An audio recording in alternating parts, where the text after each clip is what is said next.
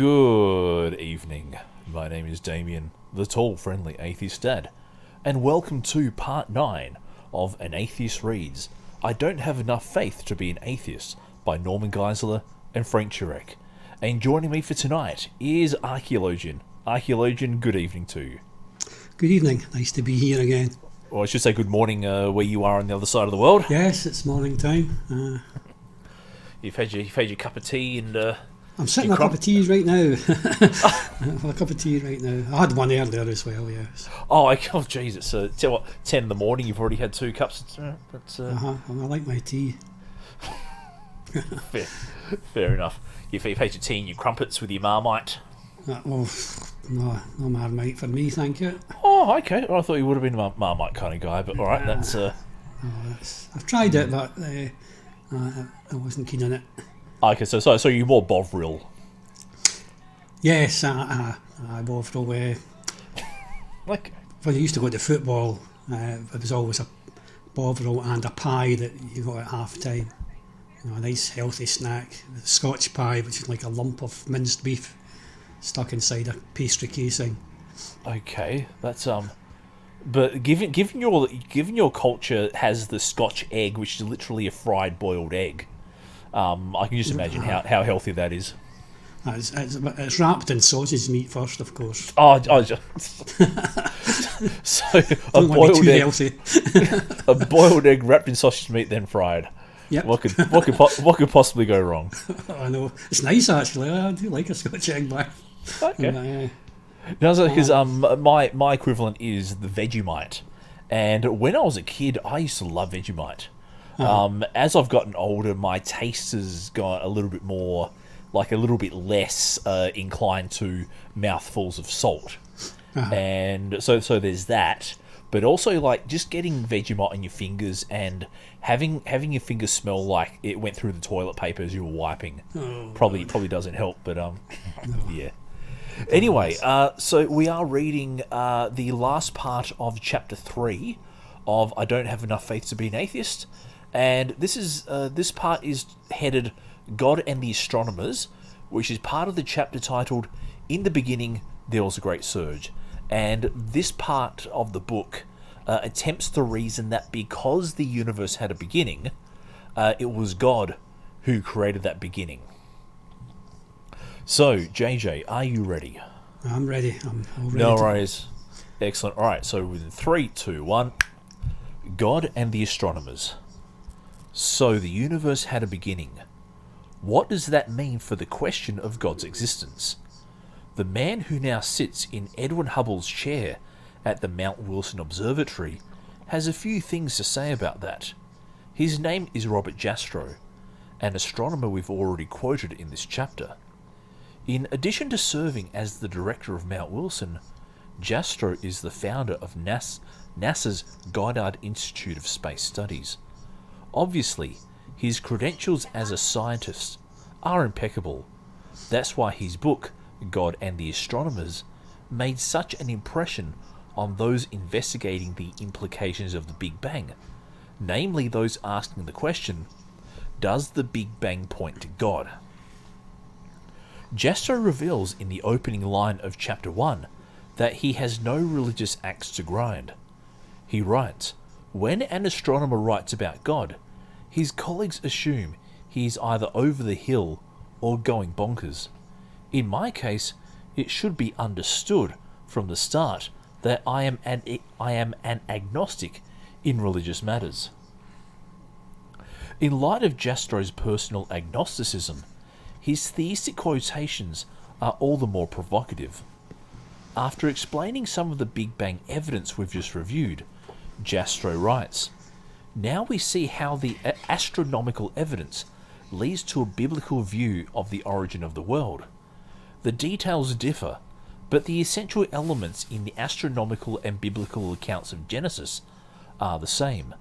The chain of events leading to man commenced suddenly and sharply at a definite moment in time, in a flash of light and energy. I'm going to stop there quickly, JJ. Firstly, we have Mr. Woyupe on the comments, so I'm just going to quickly highlight him and say, Hello and good evening to you.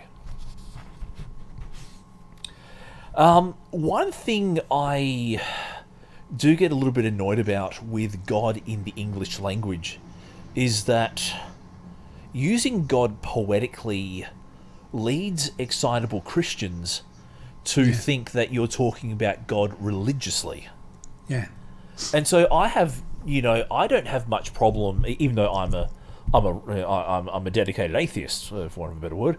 I don't mind using God as a shorthand for something poetic or something we can't quite explain. But to go from that to God as in the God of the Bible, hold on, I think that is a bridge too far. Yeah, that's always the leap that they're going to make, though. When you see God, they just, most just assume it's the Christian God that the scientists are speaking about. Definitely not the Jewish God. Definitely not the Islamic God. Yeah. Definitely not the Mormon God. No, there's only one. And this emphasising that Jastrow is or was agnostic, as if that gives the argument any more weight. It doesn't affect the argument at all. It's like they're saying, this guy's agnostic, he mentions God, it must be true, why would an agnostic? Even the agnostics claim God exists. This is why he's still an agnostic. Indeed. Anyway, back to the book. Okay. The overwhelming evidence for the Big Bang and its consistency with the biblical account in Genesis led Jastrow to observe in an interview, astronomers now find they have painted themselves into a corner because they have proven, by their own methods, that the world began abruptly in an act of creation to which you can trace the seeds of every star, every planet, every living thing in this cosmos and on the Earth, and they have found that all this happened as a product of forces they cannot hope to discover. That there are what I or anyone would call supernatural forces at work is now, I think, a scientifically proven fact. By evoking the supernatural, Jastrow echoes the conclusion of Einstein contemporary Arthur Eddington. As we mentioned earlier, although he found it repugnant, Eddington admitted, the beginning seems to present insuperable difficulties unless we agree to look on it as frankly supernatural. This is another thing I get a little bit annoyed with is probably also like God and creation. Again, like using them as poetic shorthands for things we don't quite know.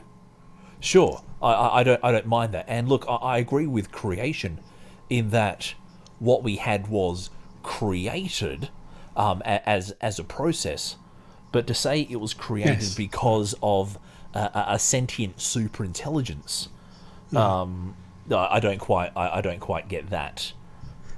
Your thoughts, JJ? Well, they're trying to get a consciousness behind the universe, aren't they, as a starting point. A lot of that is just our way of thinking. Something begins to exist or appears to begin to exist, or everything needs a cause. Everything that we know about needs a cause, but what about things that we don't know about? You mentioned the quantum level. I remember reading that some things seem to appear from nowhere, appear and disappear without any apparent cause. But it's this language that they're using too. Definitely, it's a scientific fact, and is it really? These people that they're quoting here, Eddington was 100 years ago, and Yep. And they're saying things like we can never hope to discover. The scientists really say that. Yep. Yeah. Well, and it's frankly supernatural, but again, that's just a shorthand for something that we don't. That we don't know. And in the comments we have biblical account in Genesis. What the freak? The Big Bang Theory doesn't say that the Earth was even there, and that the Earth and the universe were created at the same time, and that it was created by Wizard Sky Daddy. That's the thing. Like I do want to I would like to know how Jastrow came up with, it matches Genesis. Well, it's like the only thing it could possibly match is that, in the beginning it was void. And so, okay, that's that works out. That is completely like Genesis. That is 100% Genesis. I mean, Genesis doesn't even say it started suddenly. It suggested that God made it from something already existing. Indeed. Again, it depends who you read. I mean, there's different interpretations of Genesis, and and even the process of creation is contradicted by science. The appearance of animals and trees and plants before the sun. Yep. And then in one version of the Genesis account, both humans are made at the end of the 6-day cycle, but then in the other one, man is made first, and then God can't find a helper for the man, so he has to create a new human to. No, anyway, God didn't know that Adam would be lonely, of course. I find that funny. Anyway, let's get back to the book. Okay. Now, why would Jastrow and Eddington admit that there are supernatural forces at work? Why couldn't natural forces have produced the universe? Because these scientists know as well as anyone that natural forces, indeed all of nature, were created at the Big Bang. In other words, the Big Bang was the beginning point for the entire physical universe. Time, space, and matter came into existence at that point. There was no natural world or natural law prior to the Big Bang. Since a cause cannot come after its effect, natural forces cannot account for the Big Bang. Therefore, there must be something outside of nature to do the job. That's exactly what the word supernatural means. The discoverers of the afterglow, Robert Wilson and Arno Penzias, were not Bible thumpers either. Both initially believed in the steady state theory, but due to the mounting evidence, they've since changed their views and acknowledged facts that are consistent with the Bible. Penzias admits, the steady state theory turned out to be so ugly that people dismissed it. The easiest way to fit the observations with the least number of parameters was one in which the universe was created out of nothing in an instant and continues to expand. Wilson, who once took a class from Fred Hoyle, the man who popularised the steady state theory in 1948, said, I philosophically like the steady state, and clearly I've had to give that up. When science writer Fred Heron asked him if the Big Bang evidence is indicative of a creator, Wilson responded, certainly there was something that set it all off.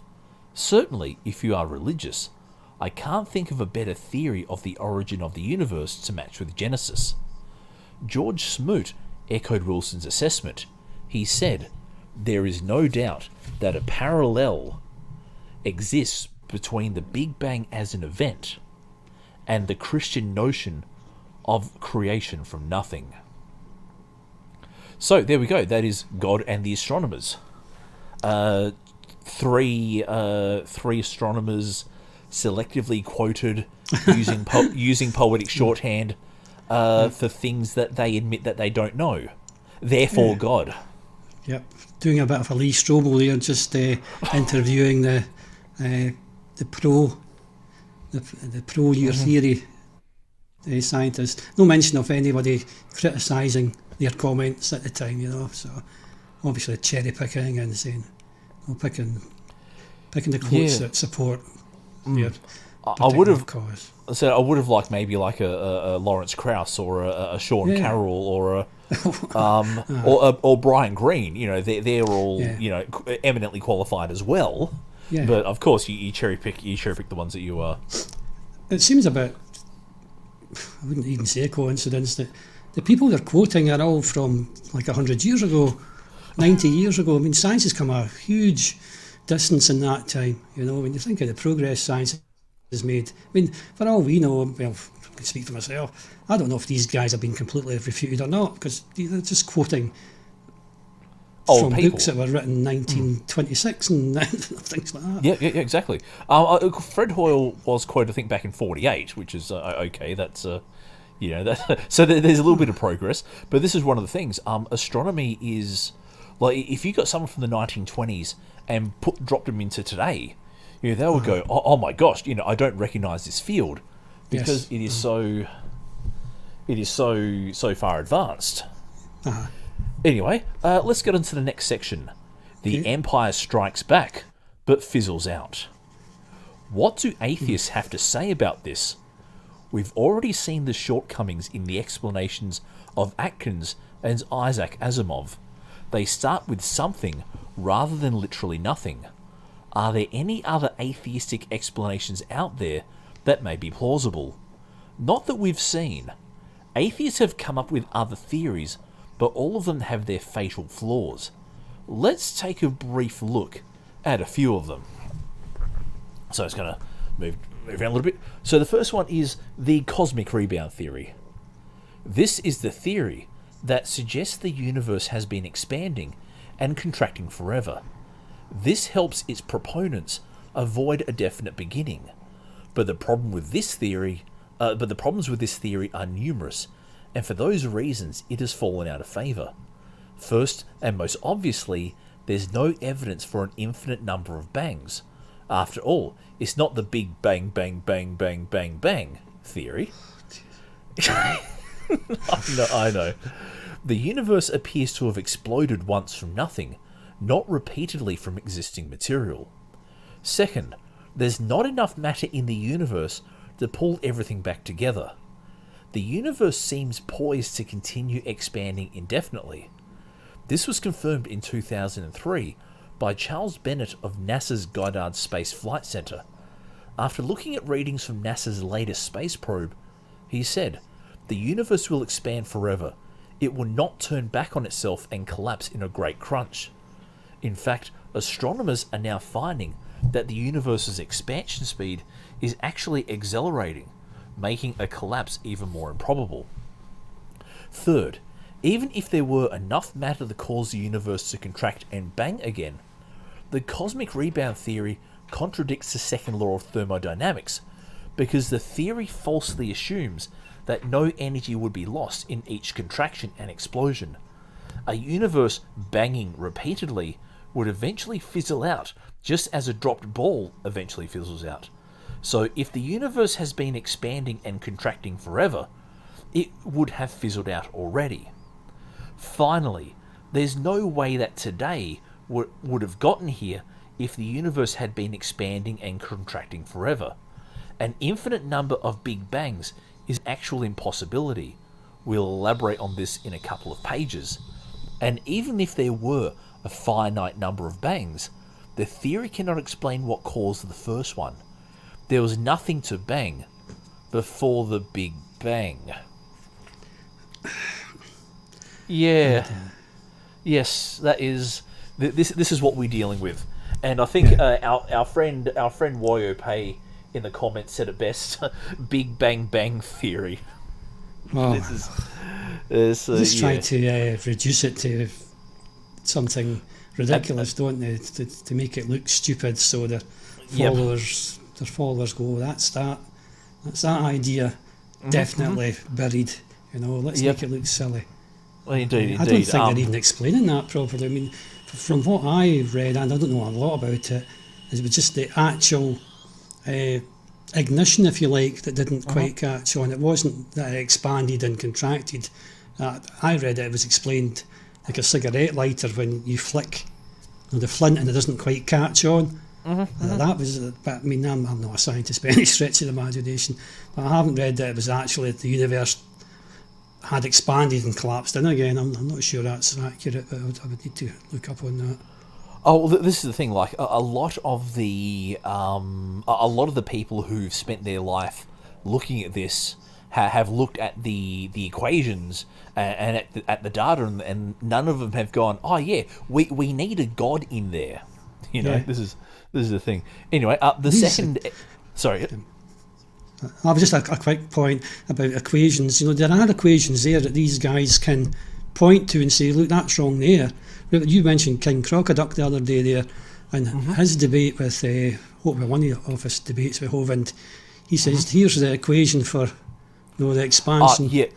And says, Hovind wouldn't have a clue what even one of the letters indicated, So, I mean, there are equations there. Why do these guys not just go and show the scientists, look, that's where your equation is incorrect, instead of sitting there going, this could be that, it might be this, it might be X, it might be Y. The equation's there, going and go falsify the equation.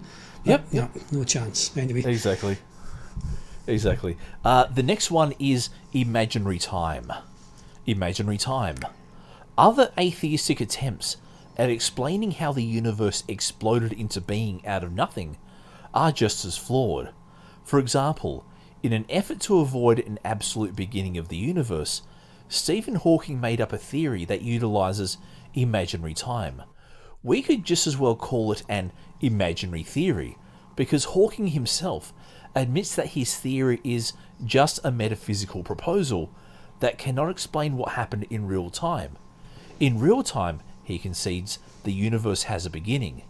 In fact, according to Hawking, almost everyone now believes that the universe and time itself had a beginning at the Big Bang. So by his own admission, Hawking's imaginary theory fizzles when applied to the real world. Imaginary time is just that, purely imaginary. This is a thing that I also kind of annoys me about this, is like that very first sentence, other atheistic attempts. It's not so much atheistic, it's more just naturalistic. We're not trying to, how can I say, I'm sure even a dedicated Christian astronomer looking at the data would fall back onto a naturalistic explanation, or would always look for one before reverting over to a supernatural one. Is this misuse of atheism, atheistic? It's a misuse of the language as well. The word. I mean, these are scientific attempts to understand. I mean, Hugh Ross, for example, he's commonly mentioned. I mean, Hugh Ross is a old Earth creationist, and I just wonder what he would be thinking about that. I mean, he's. I had a wee Twitter conversation with him once. He was a really nice guy. I mean, atheistic. It's only about one question. I mean, I don't sit and think about the beginning of the universe and think, the universe must have a beginning. I mean, it's not something that you contemplate all the time. But nice to know. It doesn't affect my belief about God. And scientists who are looking at this happen to be, but it's like they've got to set up a conflict on them and us. They've got to have a kind of two sides. It can't be anything in between. And in America in particular, atheism is kind of frowned upon. In the UK, it's not an issue at all. I mean, nobody really cares. And this is what Judge John Jones in the Kitzmiller versus Dover case called contrived dualism. Oh, right. Or you might know it as false dichotomy, or the black and white fallacy. Right, yeah. So where you set up only either God or absurdity, that kind of, you can't explain it, therefore God, ha ha ha.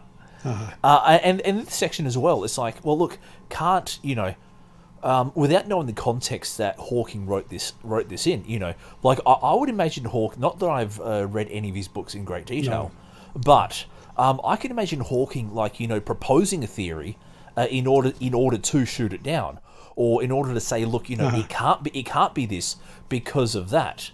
Whereas these two guys have taken that particular thought bubble and Hawking's own refutation and gone, haha, not even Hawking knows. Even Hawking admits that his theory, sucks.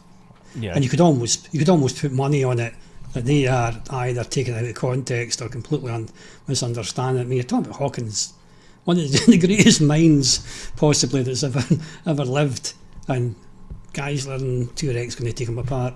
That makes on his own subject as well, So I would almost put money on that. There's, in fact, I might look into it later on. I'd almost put money on that. This is taken out of context, or Yeah. or they're misunderstanding it. And I do like this comment. This comment we have in the chat section.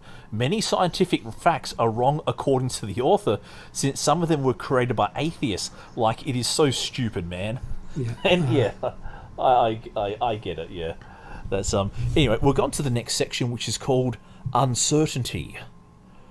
With the evidence for the beginning of the universe so strong, some atheists question the first premise of the cosmological argument, the law of causality.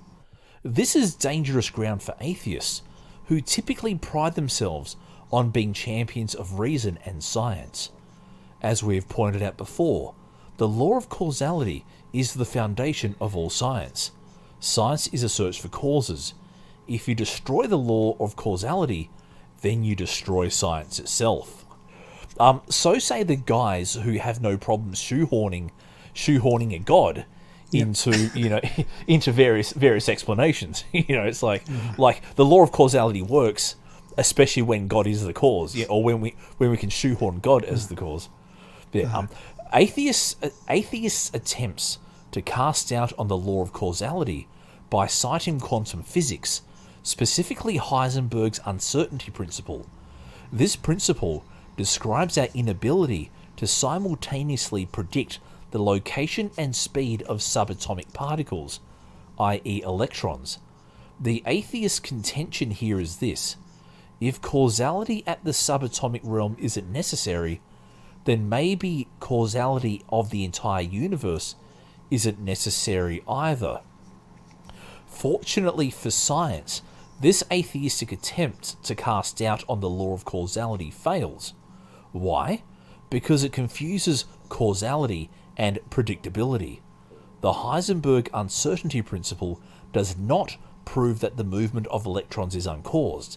It only describes our inability to predict their location and speed at any given time. The mere fact that we can't predict something doesn't mean that something has no cause.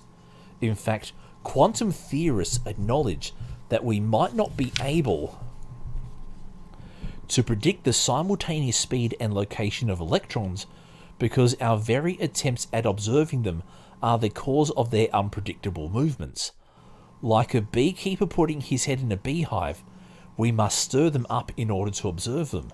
Hence, the disturbance may be a case of the scientist looking at his own eyelashes in the microscope. In the end, no atheistic theory adequately refutes either premise of the cosmological argument. The universe had a beginning, and therefore it needs a cause. Correct. I agree. I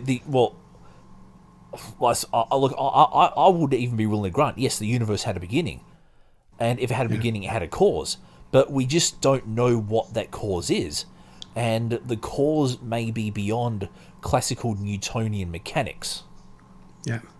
You first. I was just going to say, the day might come when we look back and go, in 2020 people didn't even know how the universe began. Just because we don't know now doesn't mean that we're never going to know. 100 years' time we might laugh and say, remember when science was so ignorant it didn't even know how the universe began. Indeed. And I like the comment we have in the chat. Oh, come on. Causality fails. Oh, man, I can't stop laughing at this. And what's next in the chat as well? What's next? Gravity is imaginary? Well, let's not maybe get there. But this is like a very a straw man of the atheistic side of the equation. Like, again, like they haven't actually quoted any... that they quoted Hawking, who does have... But that they quoted one sentence of Hawking from one book. And one that he personally refuted to make out as if atheists don't... as if all atheists don't know. The opposite of straw man is steel man. And Geisler and Turek have not steel-manned the atheistic or the purely naturalistic side of the equation. Like so they've gone. What have they gone? They've gone imaginary time. They gave a paragraph to that. They went Heisenberg's uncertainty principle, which is okay. That's I I don't know what that has to do with quantum mechanics, but okay, that's... And what else did they push? The cosmic rebound theory, which, you know, I don't know many astronomers or many cosmologists who subscribe to that. I'm surprised they didn't put the multiverse in there as well, just for a laugh, you know? Well, they seem to be, again, some headings, like the imaginary time, it's like one paragraph, and that's the whole theory dealt with, one paragraph, you know, and then some other ones are like obviously expand them a bit more, but they haven't even explained what the theory itself was, and they seem to do that quite a lot in the book. They don't actually take time, like relativity. They didn't explain to the readers what that actually is. You know? No, and this is the thing. Like you can tell that you have steel-manned the opponent's argument by the fact that they could understand their argument being explained to them. You know, that's how you know you've got it written well. Is that, you know, the person who knows the theory will see their theory in your writings. But if Hawking or Jastrow or Heisenberg saw their theories being treated like this, they would go, you know, I either didn't say that, or you've taken me like well out of context. Yeah. You know, like I said, I don't think they would recognise their own beliefs in this book. No, when they've been quoted. I think I'm going to have a wee look at Hawking later, just to see how accurate these guys are, see if they've quoted them properly or understood them properly. Indeed. Yep. Let's go into the next part, which is called The Religion of Science. Jeez, this I can see how well this is going to go. Yeah, but... Okay, so why don't all scientists just accept this conclusion instead of attempting to avoid the facts and their implications with wild and implausible explanations? Jastrow's comments are again insightful. Remember, Jastrow is an agnostic. Jastrow observes, theologians generally are delighted with the proof that the universe had a beginning, but astronomers are curiously upset. Their reactions provide an interesting demonstration of the response of the scientific mind, supposedly a very objective mind, when evidence uncovered by science itself leads to a conflict with the articles of faith in our profession. It turns out that the scientist behaves the way the rest of us do when our beliefs are in conflict with the evidence. We become irritated, we pretend the conflict does not exist, and we paper it over with meaningless phrases. The phrases we have seen used by Atkins and Asimov to explain the beginnings of the universe, mathematical points, and positive and negative energy respectively, certainly seem meaningless to us. Indeed, they explain nothing. So I'm just going to quickly pause there for a sec. I would tend to agree with what Jastrow writes, that when new ideas come up that challenge an orthodoxy, you know, it is very human for the people who believe that orthodoxy to kick up a stink. And this is true in almost any field, whether it be science, whether it be sport, whether it be religion, whether it be, you know, politics, whether it be, you know.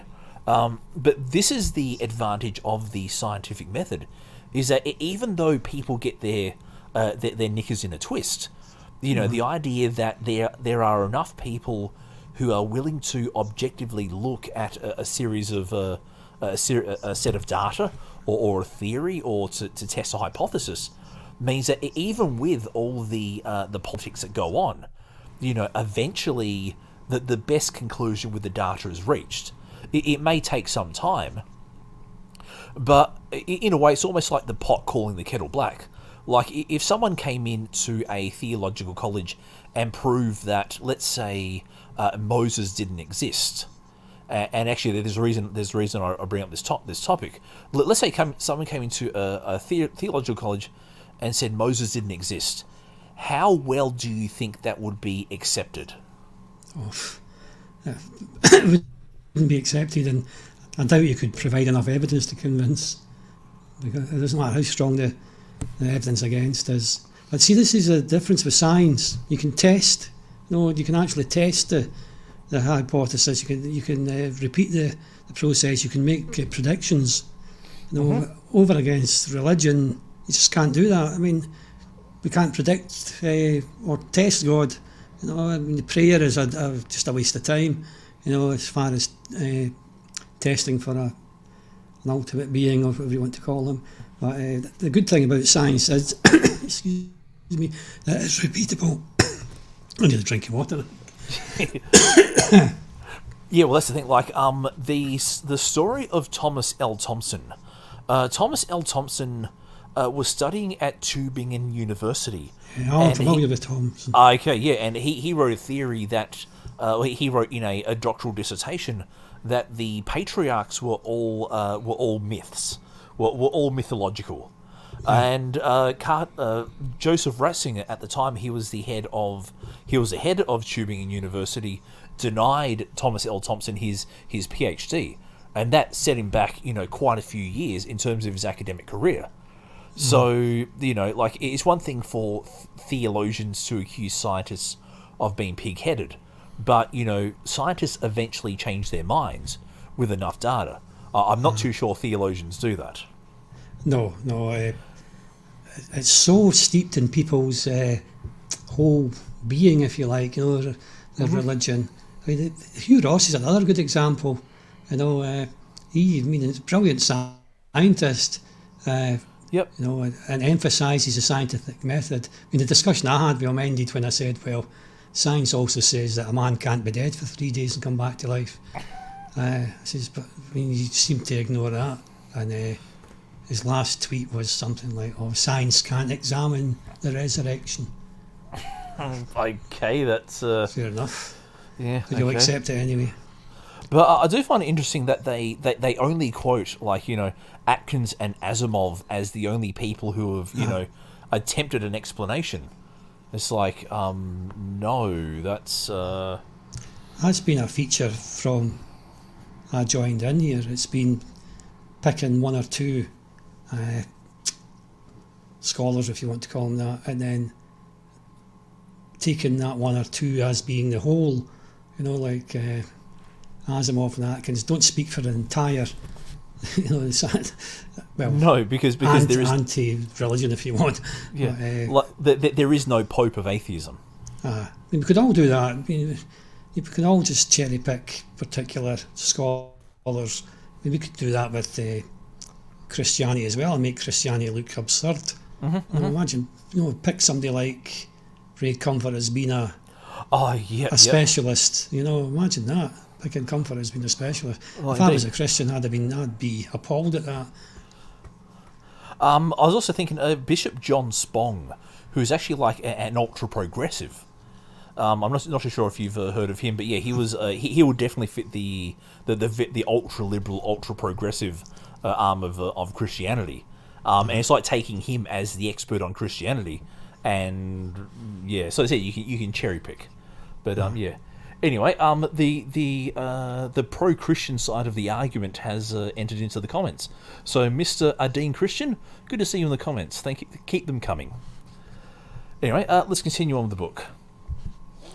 Regarding Einstein's irritating feelings about general relativity and the expanding universe, Jastrow writes, "This is curiously emotional language for a discussion of some mathematical formulas. I suppose that the idea of a beginning in time annoyed Einstein because of its theological implications. Everyone knows that theists have theological beliefs, but what's often overlooked is that atheistic and pantheistic scientists also have theological beliefs. As noted above, Jastrow calls some of these beliefs the articles of faith in our profession, and he asserts that some of these beliefs comprise the religion in science. He writes, "There is a kind of religion in science. Every effect must have its cause. There is no first cause. This religious faith of the scientists is violated by the discovery that the world had a beginning under conditions in which the known laws of physics are not valid, and as a product of forces or circumstances we cannot discover. When that happens, the scientist has lost control. If he really examined the implications, he will be traumatized. As usual, when faced with trauma, the mind reacts by ignoring the implications. In science, this is known as refusing to speculate, or trivializing the origin of the world by calling it the Big Bang, as if the universe were a firecracker. Traumatized or not, scientists must come to grips with the implications of the Big Bang evidence. They may not like the evidence or its implications, but that won't change the facts. Since the evidence shows that time, space, and matter were created at the Big Bang, the most probable scientific conclusion is that the universe was caused by something outside of time, space, and matter, i.e. an eternal cause. And just curiously, eternal cause is capitalized. I find that interesting. When scientists stop short of that conclusion by papering it over with meaningless phrases, or by refusing to speculate, it seems that they are simply refusing to accept the facts and the most reasonable conclusions that come from them. This is a matter of the will, not the mind. The evidence is objective. It's the disbelieving scientists who are not. And that's so that ends the section called the religion of science. So basically, one guy who is critical of some of the politics in science is taken to speak for all scientists, as if everybody is, trying to kick God out of the textbooks. Yeah. But he did have a quote that I liked. The religious faith of the scientists is violated by the discovery that the world had a beginning under conditions in which the known laws of physics are not valid. And this is the thing. I don't know if Jastrow was familiar with quantum mechanics, with what we've been able to discover. Like, I don't think they had hadron colliders in Jastrow's time. Mm. So he is right. That under laws laws of physics which are not valid, or conditions that we don't know, that is correct. We at that time we didn't know it. Yeah, but back to Hugh Ross again.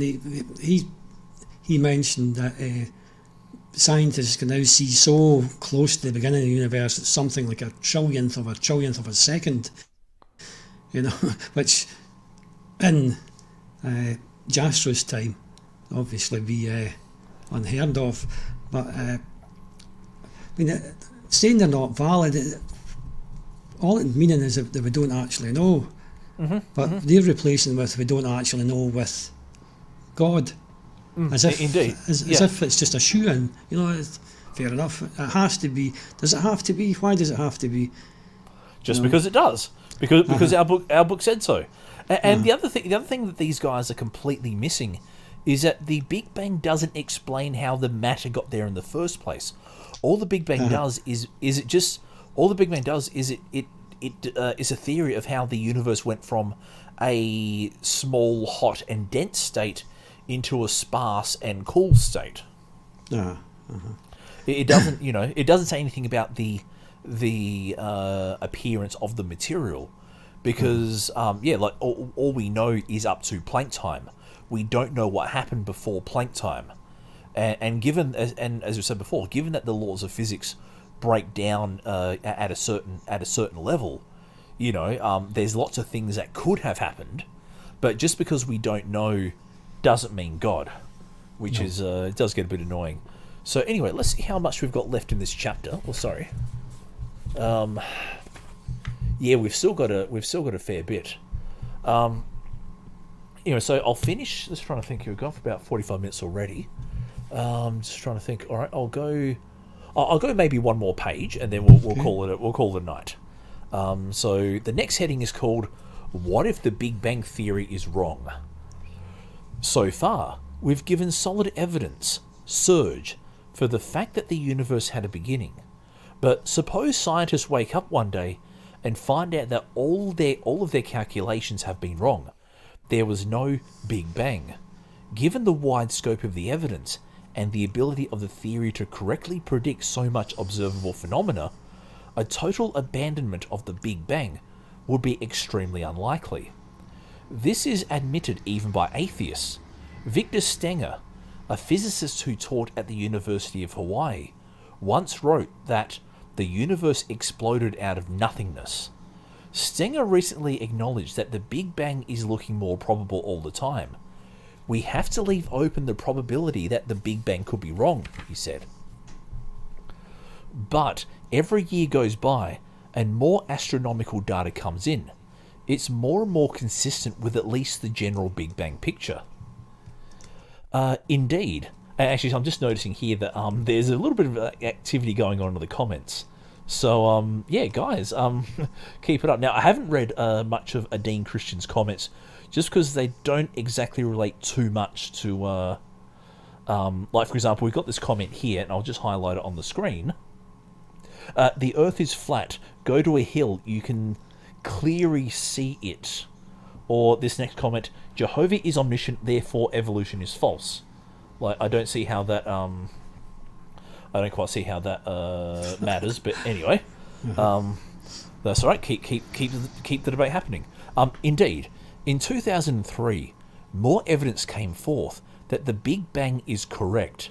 NASA's WMAP satellite, Wilkinson Microwave Anisotropy Probe, confirmed the findings of its predecessor COBE and returned pictures 35 times sharper than COBE's of the background radiation ripples.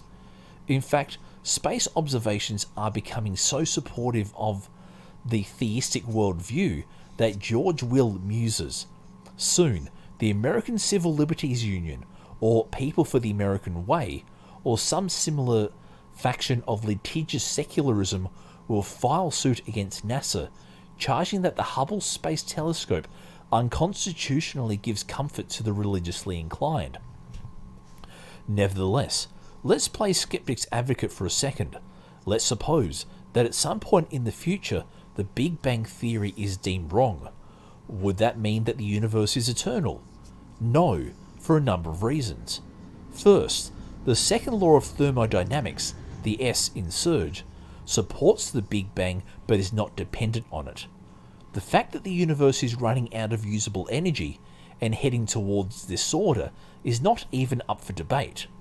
In Eddington's words, the second law holds the supreme position among the laws of nature.